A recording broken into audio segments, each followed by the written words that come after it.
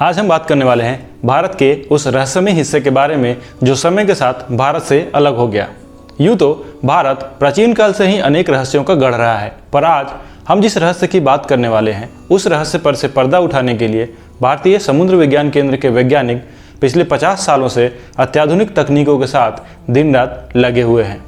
जी हाँ, भारत का सुदूर दक्षिणी किनारा, जिसे आज हम कन्याकुमारी के नाम से जानते हैं। आज से लगभग 12,000 साल पहले यह किनारा पश्चिम में मेडागास्कर आइलैंड और पूर्व में ऑस्ट्रेलिया महादेश तक फैला हुआ था और इस विशाल भूभाग को उस जमाने में कुमारी कंदम या कुमारी नाडु के नाम से जाना जाता था। जैसा कि हम सभी जानते हैं, आज से करोड़ों वर्ष पूर्व संसार के 7 महादेश एक दूसरे से जुड़े हुए थे और इन्हें पैंजिया के नाम से जाना जाता था। लगभग 425 मिलियन ईयर्स एगो पैंजिया 2 भागों में बट गया और इन्हें लॉरेशिया तथा गोंडवाना लैंड के नाम से जाना गया।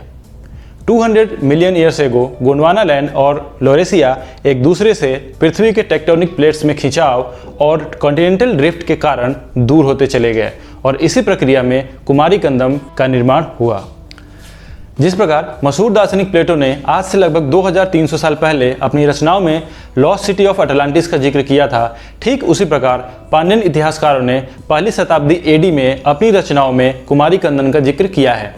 उनके अनुसार यह पूरा का पूरा भूभाग कुल 49 प्रकार के स्टेट्स में बटा हुआ था, जिनमें से 7 प्रकार के मदुरई लैंड्स, 7 प्रकार के मैंगो लैंड्स, 7 प्रकार के ड्वार्फ पाम ट्री लैंड्स, 7 प्रकार के coconut lands, 7 coastal lands, 7 sand lands और 7 हिली लैंड्स हुआ करते थे। इसके पूरे के पूरे कंटिनेंट में महिलाओं को अपने मनपसंद वर को चुनने की आज़ादी होती थी तथा वे अपने पिता की संपत्ति में हिस्सा रखने की अधिकारी होती थी। और यही नहीं, इस पूरे कंटिनेंट में कहीं भी किसी भी प्रकार की वर्ण व्यवस्था नहीं थी।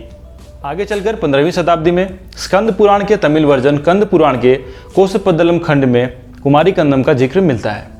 20वीं शताब्दी में तमिल स्कॉलर शंकर नारायण शास्त्री के अनुसार यह सभ्यता दुनिया की सबसे प्राचीन सभ्यता थी तथा यह बताया गया कि आज से लगभग 12,000 साल पहले जब 4th और लास्ट आइस एज खत्म हुआ था तो उसके खत्म होने के फलस्वरूप दुनिया के समुद्र का स्तर लगभग 300 फीट तक बढ़ गया था। समुद्र के जल स्तर में बढ़ाव के कारण यह पूरा का पूरा कंटिनेंट समुद्र के गर्भ में समा गया।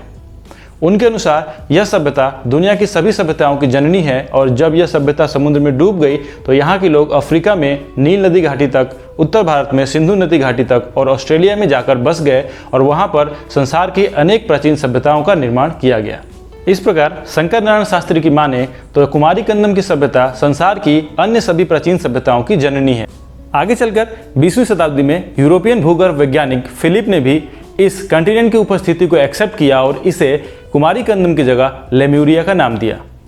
हम अगर छोटे छोटे साक्ष्यों जैसे मेडागास्कर आइलैंड की उपस्थिति, उसका लोकेशन, वहाँ पर पाए जाने वाले लेम्यूरिया नाम के जानवर और हिंदू धर्म ग्रंथों में आए हुए जिक्र तथा श्री राम सेतु का एग्जाम्पल को छोड़ दें तो आज भी कुमारी कंदम कंटिनेंट के बारे में ज़्यादा कुछ पता नहीं चल पाया है और यह पूरी की पूरी सभ्यता या भूभाग आज भी समुद्र की गहराइयों में अपने अंदर कई रहस्य समेटे दबी हुई है।